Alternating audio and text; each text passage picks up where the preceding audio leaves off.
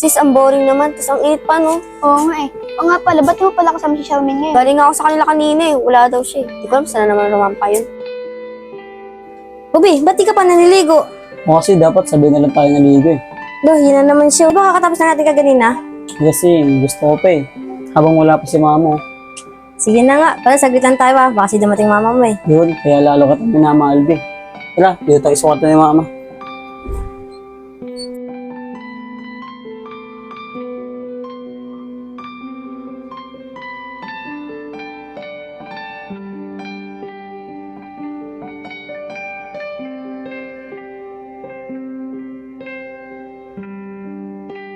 Sana makausap ko na siya, Tricia. Saan ka pupunta? O bakit? Dito lang. Baka kasi dumating si Papa, tanong ka na naman sa akin eh. Sabihin mo pupunta ako kay Ate Tricia. Alam naman ni Papa yun eh. Sigurado ka ba, te? Oo. O sige na, batay mo si baby. Baka umiyak pa eh. B, O ano yun be?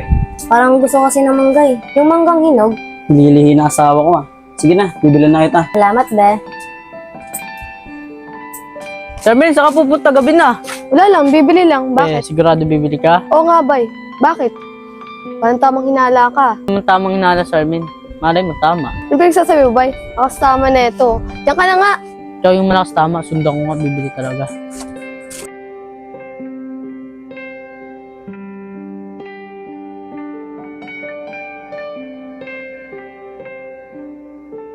Tama talaga yung hinala ko.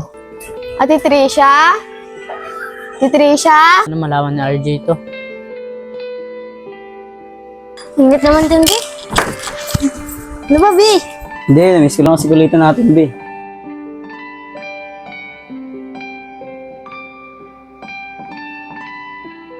I love you, be. Oo na be. Jay!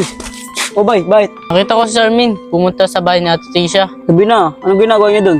Iwan ko nga Jay, madalas na pumupunta sa bahay ni Ate Tisha yun eh. Dapat umalis muna kayo dyan. Baka bukas susuguri kayong mama ni Carlin. Sige bay, kausapin ko muna si Carlin. Para bukas, doon muna namin magtagos dito ko. Sige ano, mag-ingat kayo. Baka Sige, bay. bukas. Sige bay ah. Sasigurin kayo ha.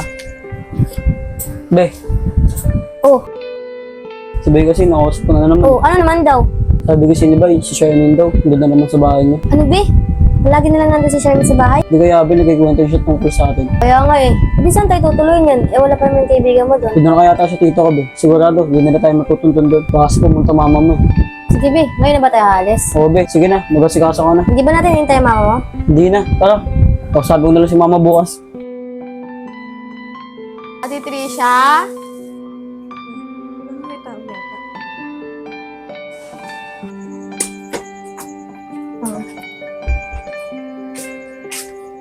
Oh, Charmaine, gabi na. Ano po kasi? May sasabihin po sana ako. Ano yung Charmaine? May balita ka na ba sa anak ko kay Carlin? Opo, Ate Tricia. Talaga? Oh, nasan siya? Sa ngayon po, Ate Tricia, nasa bahay po siya ng boyfriend niya. Maraming salamat, Charmaine ha. Saan ko ba makikita yung bahay ng boyfriend niya? Ate Trish, magtanong-tanong na lang po kayo dun banda sa San Isidro. Maraming salamat talaga, Charmaine ha. At saka sorry rin pala kung pinagsalitaan kita ng hindi maganda dati. Okay lang po yun, Ate Tricia. Ang mahalaga po, nasabi ko na po sa inyo yung totoo. Sige po, paano na po, Ate Tricia? Dito na po ako. Sige, ingat ka, Charmaine.